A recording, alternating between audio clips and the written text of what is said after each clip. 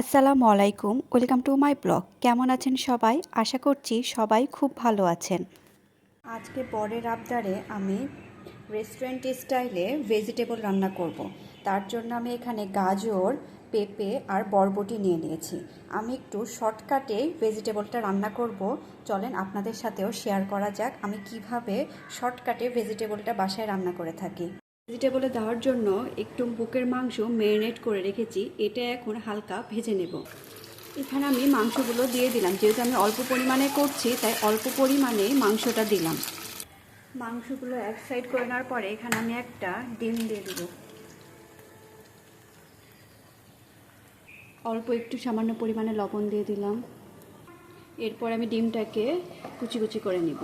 আপনারা চাইলে ডিম নাও দিতে পারেন, আমি মাঝে মধ্যে দিই, মাঝে মধ্যে আবার দিই না। আজকে ডিমটা একটু দিলাম যেহেতু মাংস পরিমাণটা অল্প তাই। তারপরে একসাথে ভালোভাবে সবগুলোকে একটু ভেজে নেব।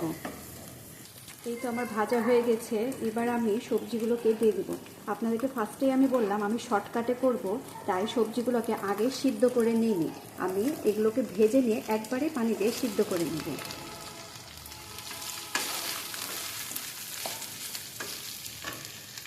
এবার এর মধ্যে আমি পরিমাণ মতো লবণ, গোলমরিচের গুঁড়া দিয়ে ভালোভাবে একটু মিশিয়ে নেব।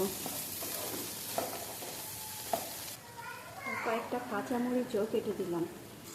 এবার এর মধ্যে আমি একটু পরিমাণে সয়া সস অ্যাড করে দিলাম। আবার ভালোভাবে নাড়াচাড়া করে এবার আমি একটা হাঁড়িতে গরম পানি করতে দিয়েছি, গরম পানিটা এর মধ্যে ঢেলে দেব। সিদ্ধ হওয়ার জন্য অল্প পরিমাণে এখানে গরম পানি অ্যাড করে দিলাম। এবার সিদ্ধ হওয়া পর্যন্ত আমি এটা ঢাকনা দিয়ে ঢেকে দিলাম। এরপরে অল্প একটু পানি দিয়ে এখানে কয়েক চামচ কর্নফ্লাওয়ার নিয়ে কর্নফ্লাওয়ারটা আমি ভালোভাবে গুলে নিচ্ছি। যখন আমার সবজিটা হয়ে আসবে তখন আমি এটা দিয়ে দিব, তাহলে আমার সবজিটা অনেক ঘন হয়ে যাবে আর একদম পুরো রেস্টুরেন্ট স্টাইলের লাগবে। এই তো আমার সবজিটা হাফ সিদ্ধ, হাফ বলতে সিদ্ধই হয়ে গেছে। আমি যে কর্নফ্লাওয়ারটা গুলে রেখেছিলাম এখন এটার মধ্যে দিয়ে দিব। দেখেন কি সুন্দর কালার এসেছে।